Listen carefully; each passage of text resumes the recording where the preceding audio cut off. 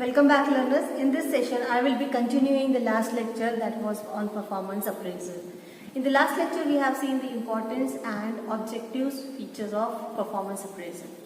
In this lecture, the objective will be to let you understand what are the principles, approaches and the process of performance appraisal. So, let us first begin with what are the principles of performance appraisal. Every organization that has certain goals to be achieved, it obviously focuses on the way it is performing all of its activities so that there comes an effectivity. So, these are some common principles I have noted down here. Those are 7 principles which has to be there if the performance appraisal system has to be effective. So, first of them is alignment of organizational strategies and objectives. This is the first principle and very basic principle that whatever the strategies have given the company to the objectives to be achieved, whether they are in line with the strategies, that has to be there. How we will come to know this? As you remember, when we discussed the strategies through defining their mission, vision statements and breaking down them to the objective statements, these objectives are obviously in line with strategies and there are less chances that they will deviate. But on a regular basis, the company has to keep on checking whether they are in tune. The second principle is assessment of performance and developmental potential. So, if there is any potential to be developed that is present in the employee's performance, that has to be checked. So, performance is also to be checked, and as we have seen, after performance, when we do reviews and feedbacks, the next actions tell us that yes, there is any potential, and to explore that potential and to extract that potential, many actions can be taken through T&D or to improvement or revising or resettling the current objectives. That can also be done by redesigning the job profiles. So, second principle is assessment. Third is consideration of organizational and individual needs. Friends, as the organizational and individual needs start having deviations, there will be more chances of conflict and not so effective productivity in all the organization, and that's why we have to consider whether the organizational goals to be achieved by those individuals' performances, they also have their own objectives to be fulfilled. And this can be done by giving them targets, giving them opportunities for promotion, appreciating their performances and also giving them ample opportunities of leadership and development so that they will be in tune and enough motivated to contribute their efforts. So, organization and individual needs. Individual needs will also include whether the other amenities and facilities organization is supporting to their basic salary. Create energetic work environment.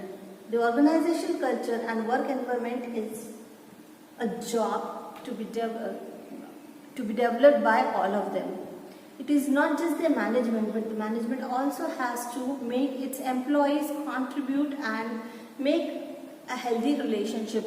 It really starts from the very entry of the employee in the organization, and that is induction program, wherein the employees are given the information what all the company is about, what they are supposed to do and what they are aiming at.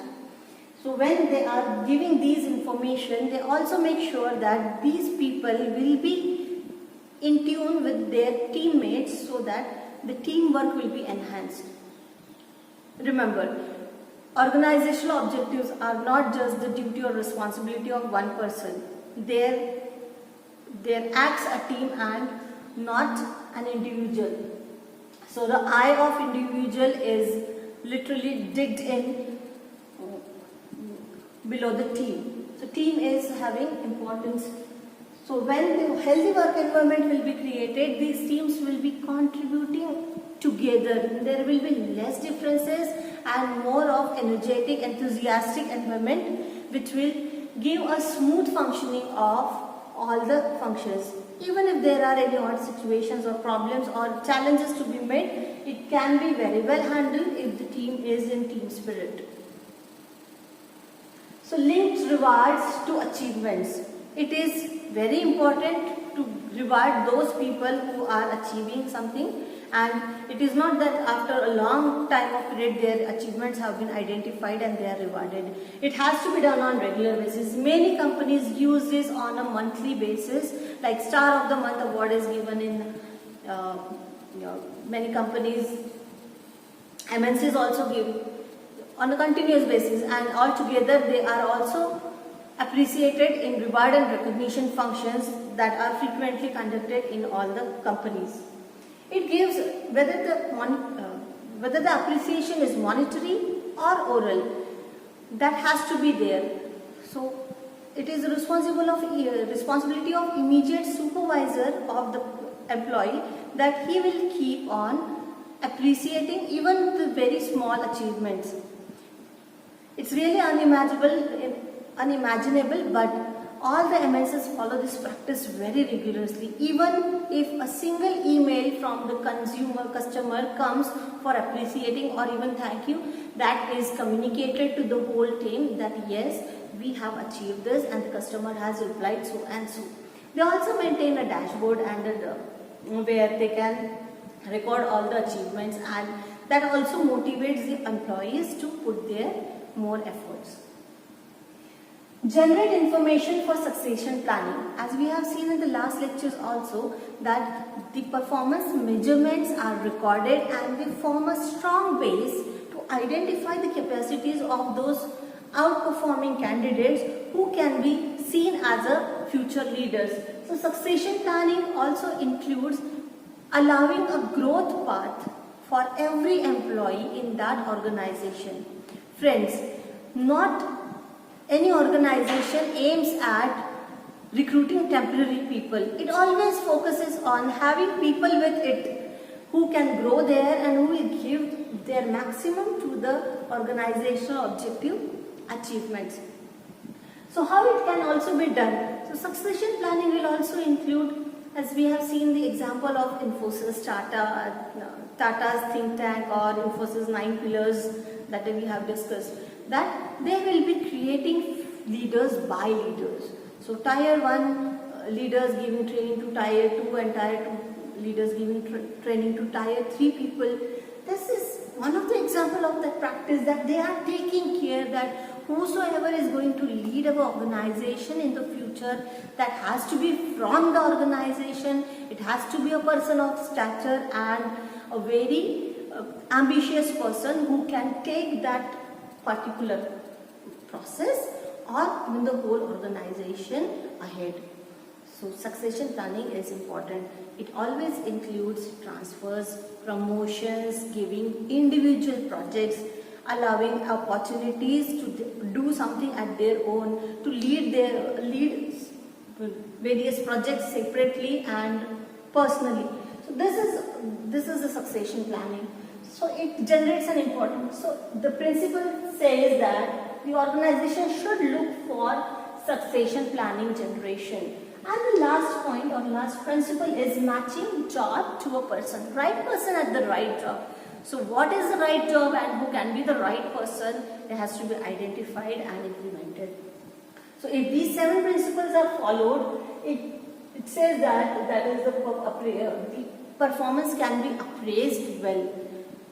So let me repeat again: assigning the organizational objectives and strategies, assessment of potential, consideration of needs, creating healthy environment, linking rewards to achievements, and generating information for success planning, as well as matching the job and person. We'll see this in the process also. Let's come to the team approach. That what is the approach with which the performance appraisals are set. So there are 4 approaches, and that can be named as TEAM, TEAM, that is for technical phase, extended phase, then appraisal phase and maintenance phase. So how it happens? So when technical phase we talk about, it is all designing the job specifications and job profiles and looking into the technicalities of that particular task to be performed. It may be you can set standards like what is the quality, minimum quality required, what is the highest quality with which we have to work, what will be the manner, what will be the quantity to be achieved if it is into units, and it is all about performance and deciding the job description of that particular task, that what are the small number of tasks to be performed under one title. So it basically does nothing but defining the roles and responsibilities of that job. It can be quality, quantity, manner. Sometimes we also call them as SOP, standard operating procedures. Now into pandemic, every general person is also listening to this term. This is quite a corporate and technical term, that is standard operating process. What will be the sequence of processes to be done?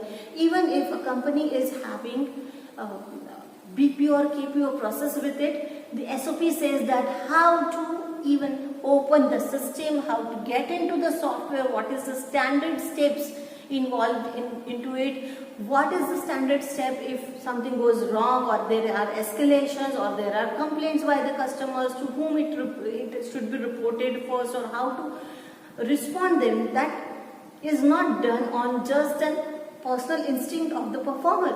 That has to be done on the standard set by the organization. So here all the standards will be set. So this is the technical phase. Second phase is extended phase. When we talk about extended phase, we are talking more than the performance.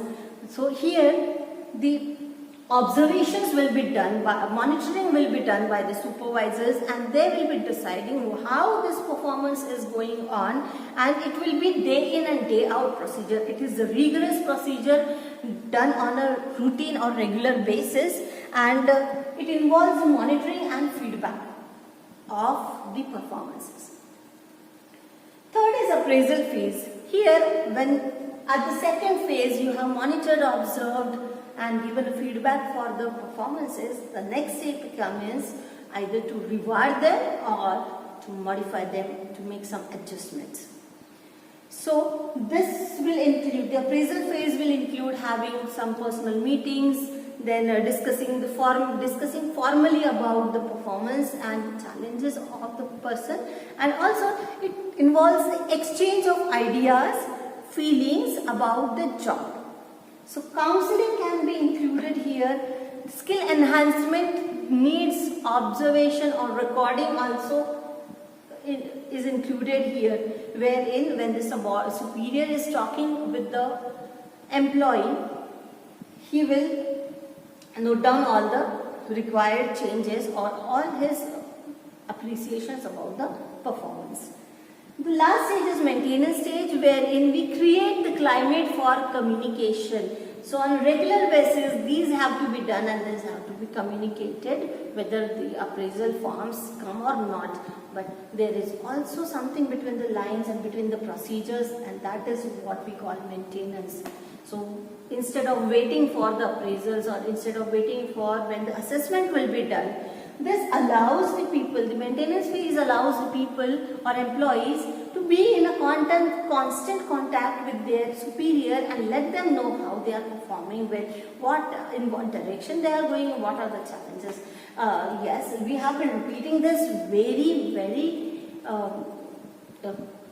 frequently because it is equally important. But every phase you can note that we are constantly talking about this, maintaining. Friends, this is why, because although it is there, not every organization is capable of doing this. These are some of the factors which differentiates and make one company successful and not so successful.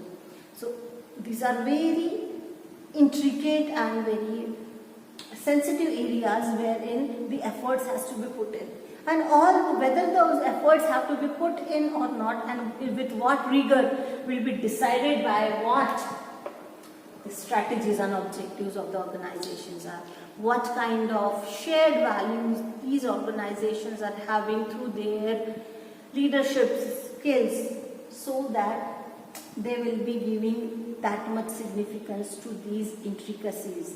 They are very small, they are extensive, and they are time consuming and energy consuming procedures. Okay, so this is the approach of time. So we have seen the organization look out for the principles. What are the approaches? Let us come to the process of performance appraisal.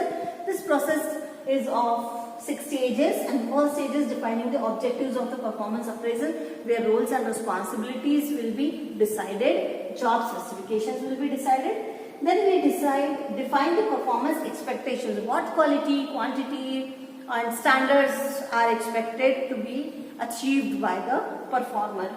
The designing the performance appraisal system. So what will be the overall system through which we will come to know who has performed how? Fine. So feedback or development or assessment things will come at this stage. Friends, when implementing the performance appraisal system comes in, we will, or the organizations will focus on how smart the objective and goals are, and with what rigor or what with effectivity they are achieved. So whether they are effective or not, that can be decided by comparing the standards versus actual results achieved. Performance appraisal interviews, where the strengths and weaknesses of the people are communicated to them. So implementing will include the recording of those strengths and weaknesses, whereas interviews will include communicating those strengths and weaknesses to the performers and taking further actions. So the next step comes is post-performance appraisal actions, wherein the career planning, succession planning, grievances recording and resolving those problems or actions of the T&D are taken place. So this is how the procedure of performance appraisal goes on, right from defining the objectives to taking next plans. So in all these things, you have to take care and to remember that what are the effective performance system, what are the 3 things that makes the performance appraisal system effective, and those are pragmatic, relevant and uniform qualities of this system, wherein pragmatic allows the employees to easily understand the expectations of the company. So that is a pragmatic approach. Relevant, if whatever your performance is not relevant to organizational objectives, it will lose its significance, and that will be an unproductive work. So herein, valid, accurate and resulting areas have to be identified and they have to be focused. Uniform, that means standard scales are required to measure everybody's performance. So performance appraisal will be possible when the performances are measured, and performances are measured through their assessment, which are the measurements for degree of accomplishments of the people. So these degrees of accomplishment should be of standard scales. This is what the 3 factors which are important to make PS effective. So remember this: pragmatic, relevant and uniform. It should be easily understandable, it should be relevant and it should be standard, means of equal opportunity for all. So yes, so the last point I have to cover or let you know is what are the decisions which are addressed by the performance appraisal system. Why we do these performance appraisals, what it gives us. So it allows us defining the objectives through answering 4 questions, and I will end this lecture by telling you what these 4 are. These are what issues to be addressed, who will be doing this assessment of appraisal, which procedures to be used for the appraisals, and how the results will be communicated to the performers. So this is all about these 3 areas I have covered in this, which are principles, processes and approaches of performance appraisal. For the next details, keep watching and keep learning. Until I bring you the next management lesson, keep watching these and keep learning. Thank you.